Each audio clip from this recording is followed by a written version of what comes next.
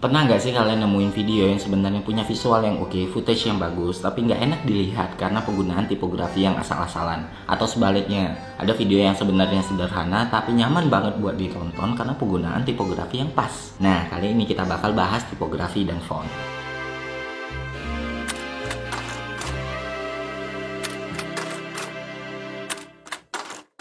Kalian pasti tahu kalau ini film komedi, ini film action, dan ini film kebut-kebutan. Karena apa? Ya karena tipografi. Dalam desain rupa, tipografi itu dapat kita artikan sebagai kesenian dalam menentukan dan memilih tatanan huruf dalam ruang yang tersedia untuk mencapai kesan tertentu guna menjamin kenyamanan membaca semaksimal mungkin. Nah, jadi inti sebenarnya sebuah tipografi itu bukan sekedar HGRC fancy doang teman-teman. Yang penting, yang paling utama adalah kenyamanan membaca. Tipografi dalam sinematografi sebenarnya memegang peranan yang sangat penting. Cuma seringkali kita remehkan atau bahkan kita abaikan. Padahal ya kayak gue bilang di awal, sebuah video bisa turun nilai estetikanya karena penggunaan tipografi yang asal-asalan. Dan sebaliknya, sebuah video dapat meningkat nilai estetikanya ketika menggunakan tipografi yang tepat. Sebenarnya tipografi ini juga bukan pembahasan yang sederhana, karena di dalam tipografi itu kita harus belajar font, typeface, perbedaan antara font dan typeface, ada layouting, ada golden ratio, dan sebagainya. Cuman kalau kita mau bahas satu-satu, ini bakal jadi pembahasan yang panjang. Padahal gue pengennya di awal video ini jadi video yang singkat, padat, dan jelas. Nah, kalau gue boleh nyaranin, gak ada salahnya teman-teman buat belajar teori dasar tipografi. Kenapa? Karena pengetahuan soal tipografi itu akan meningkatkan kemampuan kita dalam sinematografi. Usahakan menggunakan satu jenis font aja, pengaturan justify itu penting, dan juga kalian harus ngatur ketebalan hurufnya dan pengaturan jarak antara huruf, kata, dan kalimat. Itu penting, dan teman-teman bisa pelajari lebih dalam lagi di internet. Jangan malas. Oke, nah kita masuk ke pembahasan yang utama, yaitu font. Font itu diambil dari bahasa Prancis yang artinya meleleh. Kenapa meleleh? Karena dulu font dibuat dengan melelehkan besi. Nah, secara garis besar ada dua kategori font. Yang pertama serif, yang kedua sans serif. Serif adalah bentuk huruf yang memiliki kait dengan ketebalan yang kontras. Kait ini namanya counterstroke. Tujuannya agar menuntut pembaca untuk membaca tulisan dengan lebih jelas.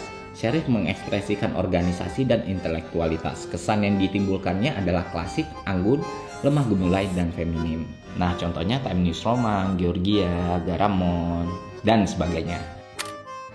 Sans serif ini bentuk hurufnya tidak memiliki kait atau counterstroke tadi. Bertangkai tebal, sederhana, dan mudah dibaca. Nah, sans serif ini pun di zaman sekarang itu penggunaannya jauh lebih populer ketimbang font serif tadi. Karena kesan yang ditimbulkan oleh jenis huruf ini adalah modern, kontemporer, kurang formal, lebih hangat, bersahabat, dan efisien. Nah, sebenarnya font ini jumlahnya banyak banget, mungkin bisa ribuan. Nah, untuk membantu teman-teman memilih font yang tepat, gue punya 5 rekomendasi font yang sering gue gunain dalam video. Kalau kalian suka dengan karya-karya Wes Anderson, mungkin familiar dengan font ini. Kenapa? Karena Wes Anderson begitu suka dengan Futura. Mungkin terobsesi. Jadi nggak cuma di tulisan, di set properti pun Futura ini selalu muncul gitu di karya-karyanya Wes Anderson. Futura ini punya sejarah yang panjang banget. Di Perang Dunia Kedua, dia sering banget digunain. Terus di misi pendaratan bulan pertama oleh Armstrong dan kawan-kawan, pesawat Apollo-nya itu semua tulisannya dibuat dengan Futura. Gue sendiri pun cukup sering pakai Futura karena fleksibilitasnya gitu. Dia walaupun sans serif ya, dia bisa ngasih kesan tegas ketika kita main di kapital, tapi dia juga bisa ngasih kesan ceria ketika kita main di huruf kecilnya.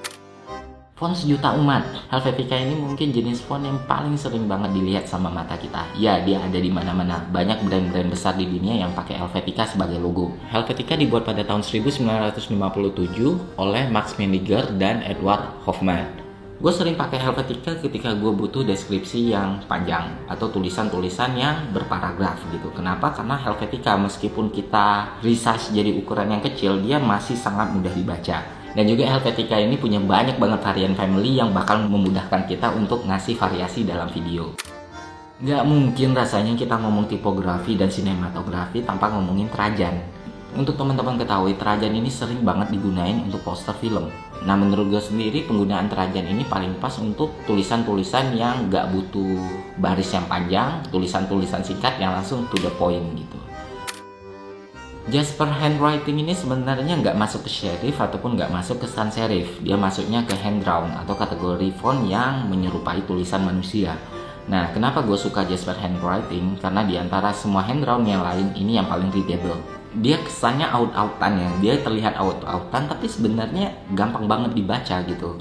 Jadi gue pakai gesture handwriting ketika gue butuh video yang dinamis, temponya tinggi, penuh spontanitas, rasanya masuk aja font ini sama jenis video kayak tadi gitu. Ya mungkin bisa dibilang kayak gini ya, kalau Wes Anderson itu terobsesi sama Futura, gue terobsesi sama font ini. Kenapa gue suka banget ITC Cheltenham? Karena bentuknya yang unik, readable-nya yang bagus, terus variannya yang banyak. Jadi ITC Cheltenham ini bisa gue pakai untuk judul, bisa gue pakai untuk deskripsi. Cheltenham ini sebenarnya jenis font sans serif, tapi dia bisa ngasih kesan klasik. Dan itu yang bikin dia unik banget di mata gue. Jadi ya bisa dibilang ITC Cheltenham adalah font terfavorit gue sepanjang masa. ITC Cheltenham ini udah dibuat ratusan tahun yang lalu, tepatnya pada tahun 1896. Waktu itu benar-benar populer gitu, sampai dia dijuluki sebagai King of Display Face. Nah itu tadi 5 font yang bisa gue rekomendasiin untuk kalian. Semoga bermanfaat. Sampai jumpa di tentang videografi selanjutnya. Jangan lupa subscribe. See ya.